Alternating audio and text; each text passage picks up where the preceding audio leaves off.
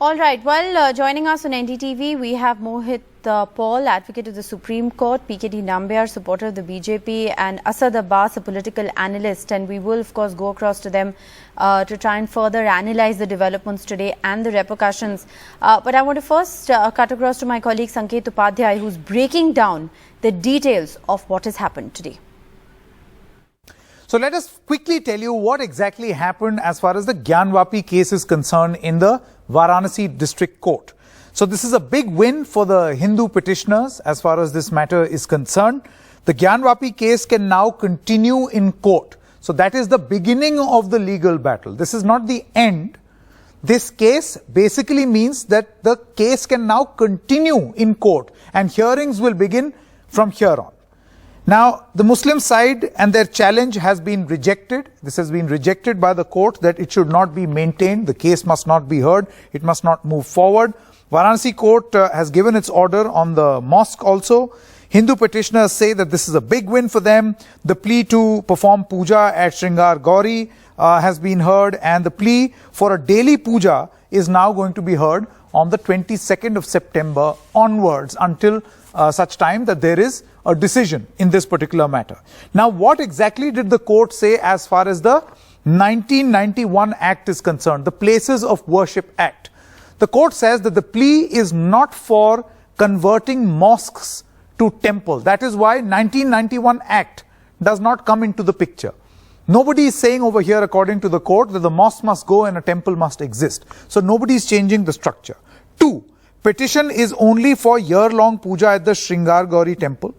3. Puja is already taking place at the Shringar Gauri once a year, and the petitioner said we want it all year long, which used to happen earlier.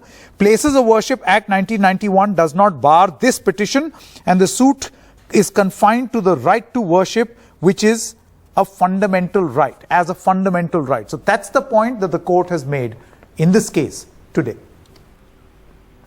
All right, so that's essentially the operative part of what has happened today. Thanks very much, Sanket, for joining us with all those details. Mohit Paul, to you first, since, of course, this is a legal issue and there are several questions that have been asked, about the Places of Worship Act and how all of that plays out in the scheme of things. What it appears prima facie is that the district judge of the Varanasi court has, agreed with the Hindu petitioners when they say that this is something that is not in the purview of places of worship, since they are not looking to convert this into a temple. They are only seeking permission to pray. How do you look at those developments? Yes, so that was the first objection which was raised by the defendants, which is the Muslims in this present case, with regard to the fact that this present suit cannot go on because it is barred by law under Order 7, Rule 11 of the Civil Procedure Code, which basically says that if any particular case is barred by law, then the courts cannot proceed hearing with it. So the court has now finally come to the conclusion that no, this is not barred by law. What they are trying to do over here is not change character of the property. And if the character of the property is not being changed, then it does not fall under the statute for which they were asking for it, Places of Worship Act. Now, what happens after this is obviously both the sides, obviously the losing side over here being the defendants, they will approach the High Court seeking an appeal against this judgment and asking for the judgment to be set aside, primarily again on the grounds which they have argued. And if supposing they argued certain grounds and the learned judge did not consider those grounds or did not give any findings or reasonings on those grounds, then it makes a good case for them to go in appeal and for the appellate court to decide and look into it. So that's how it's going to be. All right. Well, what the Muslim side petitioners have told my colleague Saurabh Shukla is that they are going to be appealing in the Allahabad High Court against this. Asad Abbas, the legal aspect of this case aside, this is also a politically sensitive issue, isn't it? And, we've seen euphoria and celebration and, prayers being offered at Kashi Viswanath in celebration of the verdict, which is, sort of forced us to reiterate that all the court is essentially allowed for today is the hearing to continue. It's not allowed for prayers to continue. So important to put that into perspective, in case that bit of crucial news is lost in all the euphoria that we're seeing.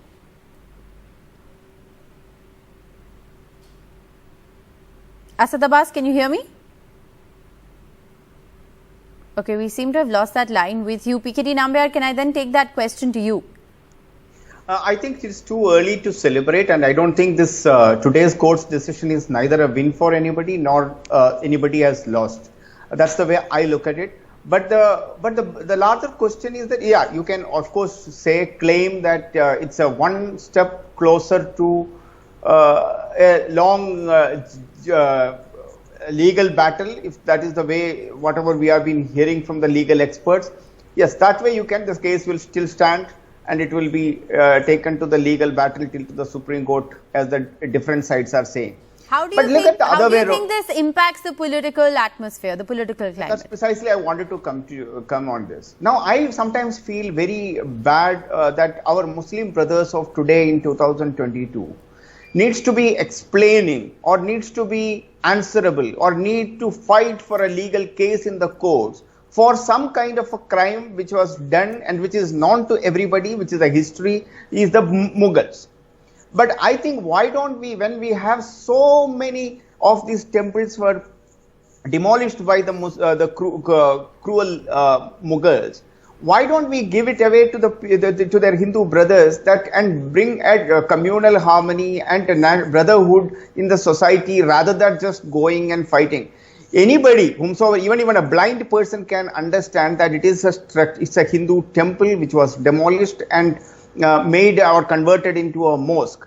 But how long will you keep fighting on a legal battle for somebody who has done a crime about, as I said, 500 maybe or 600 years back? I have to say, what you're saying is visible to a blind person is something which is deeply contentious at the moment.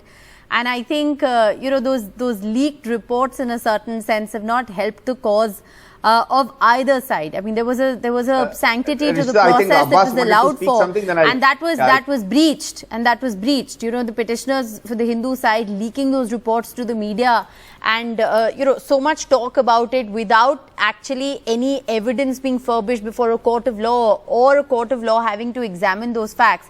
I think has been hugely damaging for this entire case. Asad Abbas, you wanted to come in? I think there was a technical glitch. Nevertheless, coming straight to the point, like I said, with great power comes great responsibility. With responsibility, there is accountability. We need to understand the merits of the case here. The merits of the case, which I think both sides need to understand, and the larger public audience of interest, is that we are not debating the Places of Worship Act 91 with respect to this particular hearing. All the court, led by Justice A.K. Viswanath, who's a senior court judge, has said this: we will continue the hearing. With respect to the puja, 22nd September it shall be. The fact of the matter, there is absolutely no talks conversion of the mosque to temple or temple to mosque. That kept aside. My good friend PKD Nambiar made a point that, the Muslim brothers need to be large-hearted, so on and so forth. Definitely, sir, we shall be. And I'm sure the Hindu brothers also shall be. But, sir, why are the courts here? Why is the justice system there? Why is the constitution there? I think we need to believe in the constitution of this country and take it forward. And I rightfully think that Mr. PKD Nambiar needs to take a leaf out of what the RSS chief Mohan Bhagwat ji said. Why blame the Muslims of today what happened with the Mughal side or the previously, which is again a historical debate. The fact of the matter we need to understand here is that there don't need to be any kind of a juvenile celebration or an argument coming from the BJP side. The last point, Rishika. The fact we need to understand is, when a BJP leader from Karnataka comes out and says that 40,000 temples were raised to bring up the mosque, these kind of debates lead to the same thing. Let the courts decide accordingly. We need to have our full faith in the Indian judicial system, and that shall pave the side ahead, be it the petitioners or even the mosque committee. All right. Well, the Mosque Committee has decided to appeal against today's verdict in the Allahabad High Court, like I've been saying. PKD Nambiar, I know you want to comment, but very quickly on the point that, Asad Abbas made. Mohit Paul, if you'd just like to come in here. I think the larger question, of course, is, while the court has agreed that this is a maintainable plea, that this matter should be heard, and the hearing is likely to continue if there's an appeal in the Allahabad High Court. Ultimately, many believe that this is something that can only be settled by perhaps a constitutional bench of the apex court, something that is finally likely to end there. The question, therefore, that many have now is, what are the legal ramifications of this going forward? Is this going to open a Pandora's box? Can we therefore see several petitions like that being entertained across courts in the country? Yes, I think it will definitely open up Pandora's box, because this order will come out as a precedent depending on how the High Court holds it and the Supreme Court holds it. But what may actually happen in the meantime is that with regard to certain other properties, we may have suits being initiated and being filed quite early, actually, and immediately. Okay, so you're saying that this is something that is likely to have ramifications beyond just what we are seeing happen in Kashi? Definitely. PKD Nambiar, you wanted to come in. I am with the lawyer on the panel. That is absolutely that anything related to a communal or religious topics, and when it mixed with the politics, it becomes definitely a dangerous cocktail. But the bottom line is very simple, that there is so much, like Abbas, my friend, was talking about that in Karnataka. We all know that a large number of temples were demolished by Tipu Sultan, and some of them are very, very great temples, including my family temple was demolished. I mean, they could not break it the full of it, but at least half of it. So the idea is that wherever there is some kind of biggest crime had taken place to this culture, forget about a religion. Why do we say that Sanatana Dharma is not just a religion, it is a culture. It's an inherited culture of you, all of us. To go? The question is, how far in history are you willing to go? And like I said, and the reason why we've highlighted the operative part of the verdict today is to kill these misconceptions, that the reason the judge has cited that this petition is admissible and will be heard in a court of law is because it doesn't go against the Places of Worship Act 1991. It doesn't seek to change the character of the place. It doesn't seek to convert a mosque into a temple. All that the petition essentially asks for is for prayers to be allowed in front of certain visible and invisible deities that may or may not be present. That's all that the court has essentially said. So I think it's really important to highlight that over and over. Rishita, I am absolutely in with you, because it's a document which is available now for everybody to read it and go through. But unfortunately, we are a large country. A lot of perceptions. There is, as you said, there is an overjoy outside the court. There will be some more people who would laddu batega. The perception that has been generated, at least outside of Kashi, is that this is a big win. While it is a setback for the mosque side plea, because the mosque side plea essentially wanted this matter to be quashed. So it is a setback for the mosque side plea. But it doesn't necessarily mean that prayers have been allowed to be offered. So, it's a bit premature to see those celebrations and to see that euphoria. Asad Abbas wants to come in. Yeah, the facts of the matter is absolutely. I think being the fourth pillar of institution, it's very important to have responsible journalism. I'm very glad that you were able to articulate the same point, and so did Sanket accordingly. The fact we need to understand, and also the general masses of today, be it Hindus or Muslims, need to understand this hearing, what we saw today, the order of the judgment, does not have anything to do with the 91 Places of Worship Act by Narasimha Rao. Of course, keeping in mind that is very important for all to know, so that there is no form of criminal flare-up anywhere. The fact we need to understand is the judge, the senior court judge A.K. Viswanath, has only allowed to continue the hearing. The September 22nd is the date where the hearing of the prayers to be held or not from the petition side will be taken place. So therefore, this has nothing to do with it. Now, taking a leap forward, Mr. Mohit Paul is absolutely right. This will definitely open up Pandora's box. Like my good friend PKD Nambiar mentioned about what Tipu Sultan did or other Mughal rulers did across the country. So 40,000 temples, as a BJP leader from here claims, were raised down to build mosques. What is it going to result in? That is going to be quite catastrophic and communally flare up things. So therefore, the right way to go is merits of the case.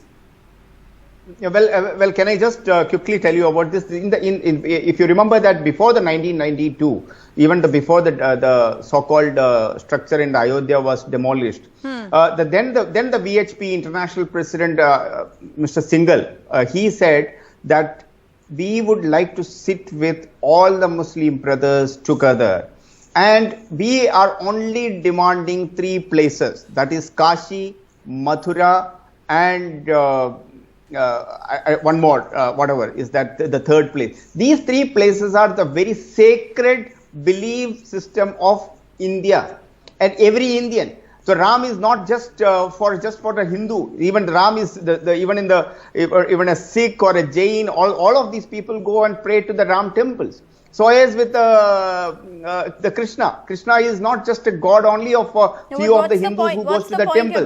So I am saying that I think the time has come for both the sides to sit together and say that, yeah, these are the places where, of course, we all know that Krishna Janmabhoomi is a very, very sacred place, and it was a crime which has happened by somebody who has done it, not with the present generation of Muslims. Who are we to sit in judgment of that? I think that's the exact premature bit that I'm talking about. Who are we to sit in judgment of that? Like I said, there is merit in the case. That's all the district judges said. It will be heard in a court of law. What the outcome of this case will also be decided in a court of law, perhaps likely in the Supreme Court. But thank you all very much for joining us on NDTV. We will, of course, continue to track this crucial story very, very closely.